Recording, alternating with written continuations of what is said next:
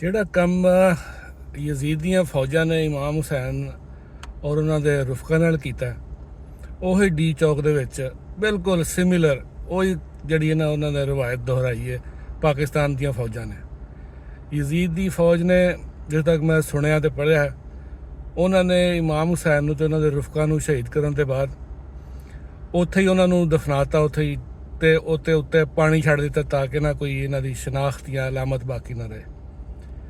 ਇਹ ਪਾਕਿਸਤਾਨੀ ਜਿਹੜੇ ਕਮਾਂਡੋਜ਼ ਨੇ, ਇਹਨਾਂ ਨੇ ਵਿਚਾਰੇ ਨਿਹੱਤੇ ਲੋਕ, ਉਹਨਾਂ ਨੂੰ ਇਸ ਤਰ੍ਹਾਂ ਹੀ ਖਲੋਤਿਆਂ ਨੂੰ ਗੋਲੀਆਂ ਮਾਰੀਆਂ, ਉਸ ਤੋਂ ਬਾਅਦ ਉਹਨਾਂ ਨੂੰ ਲਾਸ਼ਾਂ ਗਾਇਬ ਕਰ ਦਿੱਤੀਆਂ ਉਹਨਾਂ ਦੀਆਂ।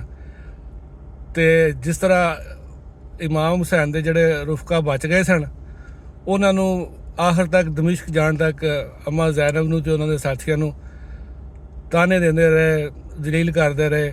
ਉਸੇ ਤਰ੍ਹਾਂ ਹੀ ਹੁਣ ਇੱਥੇ ਇਹਨਾਂ ਲੋਕਾਂ ਦੇ ਜਿਹੜੇ ਡੀ ਚੌਕ ਦੇ ਸ਼ਹਦਾ ਨੇ, ਉਹਨਾਂ ਨੂੰ ਇਸ ਤਰ੍ਹਾਂ ਹੀ ਜਲੀਲ ਕਰਦੇ ਨੇ ਪਏ। ਨਾ ਉਹਨਾਂ ਨੂੰ ਮਈਤਾਂ ਦਿੰਦੇ ਨੇ, ਜੇ ਕੋਈ ਹਸਪੀਟਲ 'ਚ ਪਤਾ ਲੈਣ ਆਉਂਦਾ ਅਤੇ ਉਹਨੂੰ ਫੜ ਕੇ ਬੰਦ ਕਰ ਦਿੰਦੇ ਨੇ। ਇਹ ਸਾਰੇ ਸਿਲਸਿਲੇ ਉਹੀ ਨੇ, ਇਹ ਸਾਰੀ ਸਕੀਮ ਜਿਹੜੀ ਨਾ ਇਹਨੇ ਇਹ ਉਹੀ ਲਾਈ ਹੈ, ਇਹ ਅਮਲ ਵੀ ਉਹੀ ਹੈ ਅਤੇ ਹੈ ਵੀ ਉਹੀ ਨੇ।